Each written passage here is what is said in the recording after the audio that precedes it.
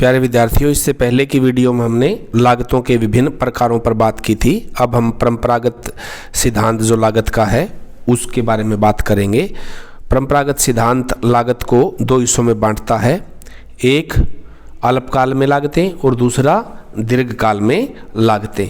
तो अगर आप देखोगे अल्पकालीन लागतें इस डायग्राम के अंदर आप देखते हैं, इसमें तीन तरीके से हैं, कुल लागत, औसत लागत और सीमांत लागत।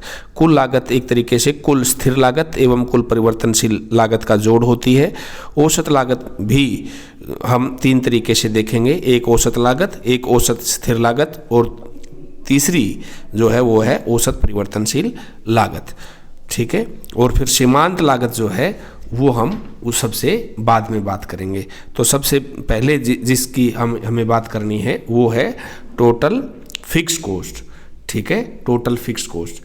टोटल फिक्स कॉस्ट जो है वो स्थिर साधनों और स्थिर साधन की कीमत का जोड़ है।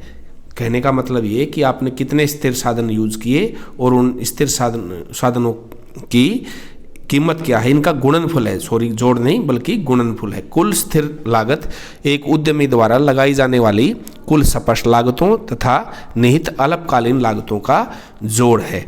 ये उत्पादन शुरू होने से पहले ही फर्म को खर्च करना पड़ता है। इसमें जो चीज़ें शामिल है वो है किराया, घिसावट, प्रबंधक, कर्मचारियों का वेतन, स्थिर पूंजी पर ब्याज, लाइसेंस फीस, सामान्य लाभ, घिसावट, बीमा आदि। ठीक है, इस डायग्राम के अंदर यही दिखाया गया है। डायग्राम के OX पर हम उत्पादन की इकाइयों को देख रहे हैं और OY के ऊपर जो है वो स्थिर लागत को देख रहे हैं। तो उत्पादन जिस तरीके से बढ़ रहा है, चाहे वो 1 हो, 2 हो, 3 हो, 4 हो, जितनी भी इकाइयों का उत्पादन कर रहे हैं, स्थिर लागत जो है वो 10 ही रहेगी। क्यों? क्योंकि ये हम उत्पादन शुरू होने से पहले खर्च हम कर चुके हैं। इनका उत्पादन की मात्रा के साथ कोई संबंध नहीं होता। दूसरा है जो हम उसकी बात करेंगे वो है परिवर्तनशील लागतें। घटती बढ़ती लागत भी इसको कह सकते हैं। कुल परिवर्तनशील लागत उत्पादन के लिए प्रयोग किए जाने वाली प्रत्येक परिवर्तनशील साधन पर खर्च किए जाने वाली रकम का जोड़ है। ठीक है, घटती बढ़ती लागत वह लागत है जो उत्पादन की मात्रा में परिवर्तन होने पर परिवर्तित होती है। अगर उत्पादन होगा तो घटती बढ़ती लागत होगी, अगर उत्पादन नहीं है तो घटती बढ़ती लागत नहीं होगी। जैसे 0 अगर उत्पादन है तो घटती बढ़ती लागत भी 0 होगी। जबकि आप देख रहे हैं कि इसके अंदर 0 जब उत्पादन था, फिक्स कॉस्ट फिर भी 10 थी। आप उत्पादन कर रहे हैं या नहीं कर रहे, लेकिन आपको स्थिर लागतों का खर्च तो वहन करना ही पड़ेगा। जबकि परिवर्तनशील लागत की बात करें तो अगर उत्पादन 0 है तो परिवर्तनशील लागत भी 0 होगी, और वैसे ही उत्पादन बढ़ रहा है तो परिवर्तनशील लागत भी एक तरीके से बढ़ रही है। ठीक है, और अब आप देखते हो कि टोटल फिक्स कॉस्ट और टोटल वेरिएबल कॉस्ट के जोड़ को ही हम जो है वो टोटल कॉस्ट कहेंगे। ये देखिए इसके अंदर ये क्या है, ये फिक्स कॉस्ट है, ये वेरिएबल कॉस्ट है। इन दोनों का जोड़ जो है ये क्या है, ये टोटल कॉस्ट है। टोटल कॉस्ट क्या है? टोटल कॉस्ट एक तरीके से आप कह सकते हो जितना भी खर्च आपने उत्पादन करने के लिए वहन किया वो सब उसके अंदर शामिल है। एक वस्तु के विभिन्न स्तरों का उत्पादन करने के लिए जो धन व्यय करना पड़ता है उसे ही कुल लागत कहते हैं। ठीक है, तो ये तीन तरीके से हम इसको कह सकते हैं। अब सवाल आता है वो ये कि एवरेज कॉस्ट क्या है। एवरेज कॉस्ट की अगर हम बात करें उससे पहले हमें एवरेज फिक्स कॉस्ट की बात करनी पड़ेगी, एवरेज वेरिएबल कॉस्ट की बात करनी पड़ेगी। क्यों? क्योंकि एवरेज कॉस्ट जो है इन दोनों का ही जोड़ है। तो सबसे पहले हम बात कर रहे हैं एवरेज फिक्स कॉस्ट की। औसत स्थिर लागत प्रति इकाई स्थिर लागत है। कुल स्थिर लागत को उत्पादन की मात्रा से भाग देने पर जो वजनफल आता है उसे ही औसत स्थिर लागत कहेंगे। आप कह सकते हैं कि टोटल फिक्स कॉस्ट को अगर हम उत्पादन की मात्रा से डिवाइड कर दें तो वो क्या आएगी? वो आएगी एवरेज फिक्स कॉस्ट। ठीक है, और आप ये देखो कि भाई जैसे जैसे उत्पादन बढ़ रहा है वैसे वैसे एवरेज फिक्स कॉस्ट गिर रही है और काफ़ी तेज़ी के साथ गिर रही है। ठीक है, अब उसके पश्चात है एवरेज परिवर्तनशील लागत, औसत परिवर्तनशील लागत। औसत परिवर्तनशील लागत क्या होती है? औसत परिवर्तनशील लागत प्रति इकाई औसत लागत है, ठीक है। इसका अनुमान कुल परिवर्तनशील लागत को उत्पादन की मात्रा से भाग देकर लगाया जा सकता है। आप कह सकते हैं एवीसी जो है वो टोटल वेरिएबल कॉस्ट को उत्पादन की मात्रा से जब हम डिवाइड करते हैं तो आती है। अब इस डायग्राम के अंदर आप देखिए कि भाई जैसे जैसे, और ये क्या है, ये यू शेप्ड है, यू शेप्ड आप इसको कह सकते हैं।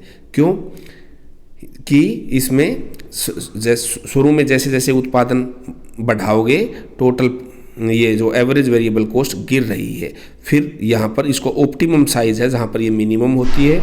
इससे पश्चात भी अगर आप उत्पादन बढ़ाते हो तो ये दोबारा से इंक्रीज होने लगती है, ठीक है। तो ये यू शेप्ड एक तरीके से आप इसको कहोगे, ठीक है।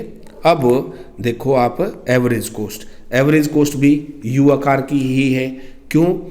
क्योंकि ये औसत वेरिएबल कॉस्ट और औसत फिक्स कॉस्ट दोनों का जोड़ है, ये भी यू शेप्ड की ही होती है, ठीक है। औसत कुल लागत, औसत कुल लागत को उत्पादन की मात्रा से भाग देने पर औसत लागत निकाल सकते हैं।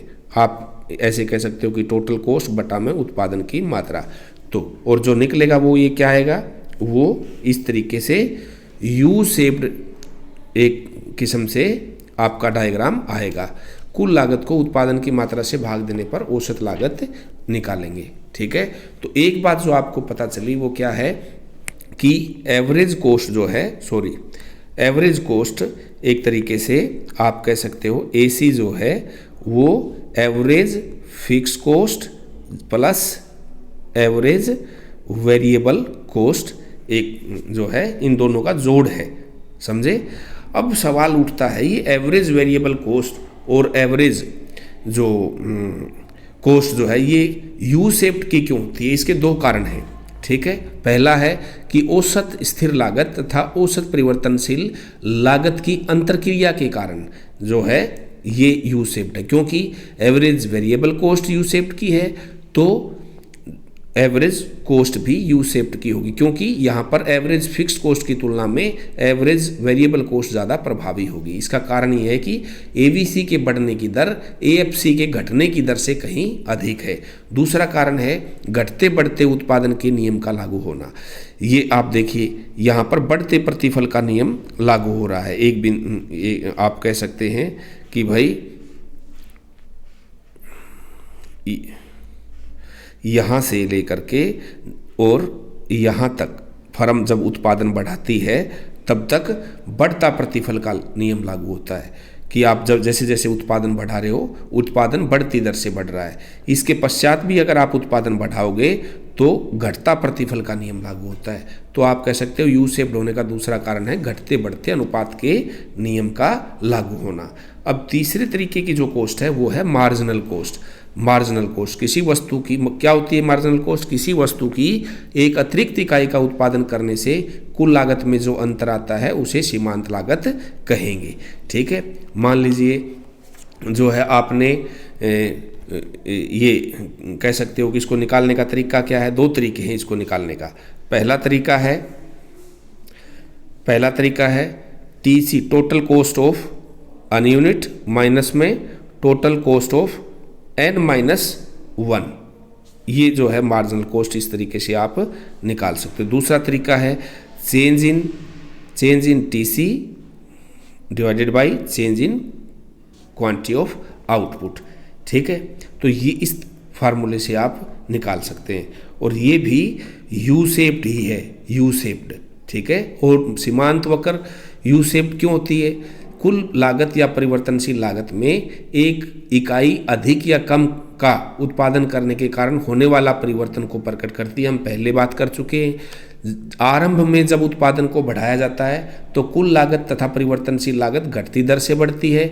इसका कारण यह है कि उत्पादन के आरंभ में बढ़ते प्रतिफल का नियम लागू होता है और एक समय के पश्चात जो है वो घटते प्रतिफल का नियम लागू हो जाता है। अब अगला सवाल ये है कि भाई इसके अंदर औसत लागत और परिवर्तनशील लागत में क्या संबंध है? ठीक है, तीन तरीके के संबंध हैं। पहला ये कि जब औसत लागत वक्र गिरती है तो सीमांत वक्र या सीमांत लागत वक्र से कम होती है। आप यहाँ देखिए, ठीक है, औसत लागत वक्र गिरती है तो सीमांत लागत वक्र से कम होती है, गिरती है तो, या when AC falls MC is less than AC। अब आप यहाँ ये देखिए कि औसत लागत गिर रही है, तो जब तक औसत लागत गिर रही है मार्जिनल कॉस्ट उससे कम होगी। एक तो ये संबंध होगा कभी भी। दूसरा, जब MC बढ़ रही है, AC बढ़ रही है तो MC उससे ज़्यादा होगी। दूसरा ये है।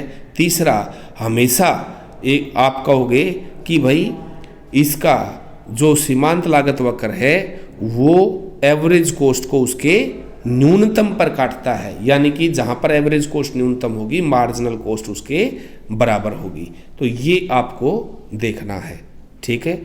तीसरी, जो इस डायग्राम के अंदर हम सारी कॉस्ट जो है वो एक साथ रख रहे हैं, ये एवरेज फिक्स कॉस्ट है, ठीक है, ABC है। दूसरा आपने कहा जो एवरेज कॉस्ट नहीं, मार्जिनल कॉस्ट और एवरेज कॉस्ट के अंदर रिलेशनशिप था, वही रिलेशनशिप एवरेज वेरिएबल कॉस्ट और मार्जिनल कॉस्ट के बीच में होगा। यानी कि जब